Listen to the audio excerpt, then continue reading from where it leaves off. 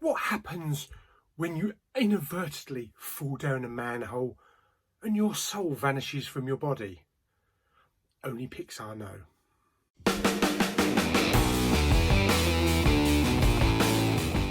Hey everyone, Big Pauly back for a brand new movie review.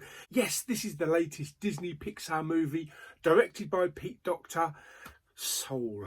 The film stars Jamie Foxx as Joe Gardner, a middle school jazz teacher. He feels his life is passing him by and he should be doing something a little bit more special, playing on stage, famous.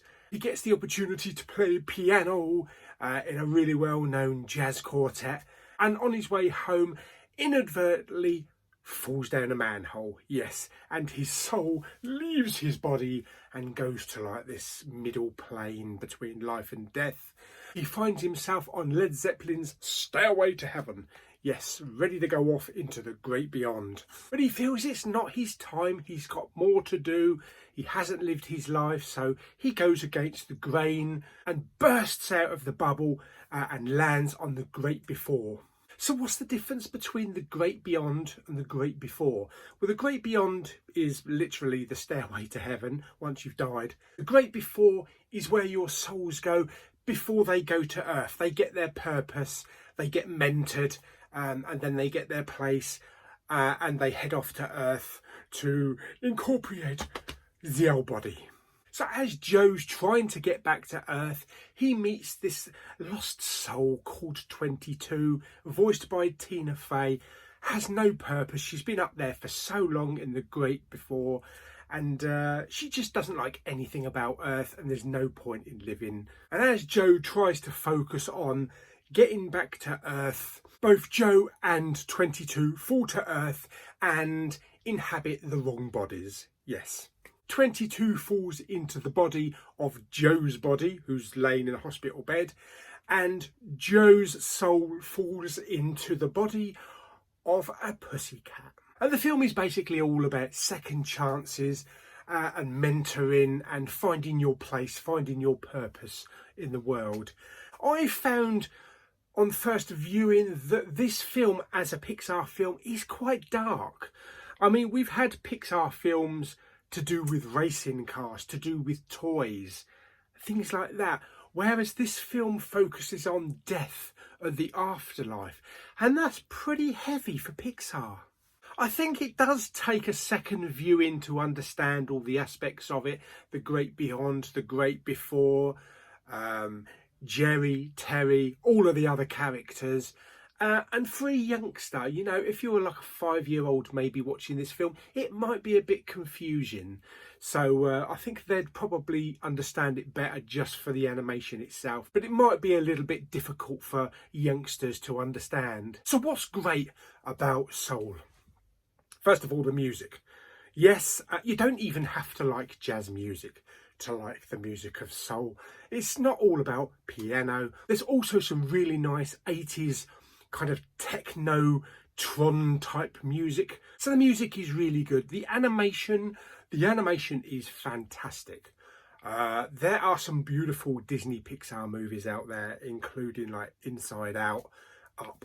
And some of the scenes in this have just not been seen in a Pixar film before. We go from the hustle and bustle of New York City, so packed, there is so much happening in New York City at every single corner, and it is so colourful. It reminds me of the colour palettes of like Coco. Into the great before, which is all just like pastel blues and aquas and soothing colours. The designs of the characters are fantastic. The look of the souls are pleasing to the eye.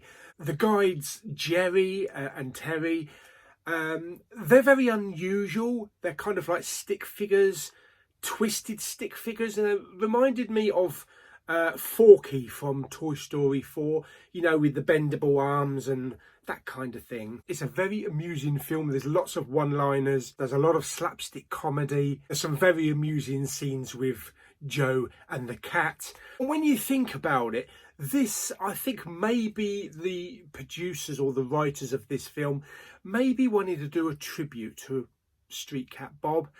And I've said this on my Facebook page. You've got this wayward soul with no purpose who's trying to find his place, who's a musician, who's accompanied by a cat and helps him through. And the cat stands on his shoulders. It reminded me of a street cat named Bob. So whether or not there's tones of a tribute, because you know, it's a worldwide phenomenon, street cat called Bob, but it put a smile on my face. I know it would have put a smile on Mama Bowman's face. Well, we both love absolutely anything to do with cats, especially animated cats. It was really an entertaining film. It's not one of Pixar's best. It's still a really great Pixar film. There are better. As I say, it could be maybe a little bit confusing for the younger children, and with the darker overtones of, you know, life and death and what comes next. But for the animation, it's beautiful to look at. The animation is fantastic. The animation is amusing as well. The music is great, and it's just an all-round fun movie. I hope we do get a physical release for Soul. I'm pretty sure we will, at least a 4K, but I'm hoping that maybe Disney will kick out there a 3D. We had a 3D release for Onward, which I've yet to see, but it'll be nice to actually get a 3D release for Soul, because I think it would look absolutely fantastic. How would I rate Soul on a scale of 1 to 10? I'm going to give Soul 9 floating souls out of 10. Yes, really enjoyed it. Very entertaining. I've seen it twice now. It's one of Pixar's better films, but not its best. So I hope you enjoyed my review of Disney Pixar's Soul. Like the video by giving it some thumbs up. Don't forget to subscribe, comment and share, and I shall see you on the next movie review. Bye!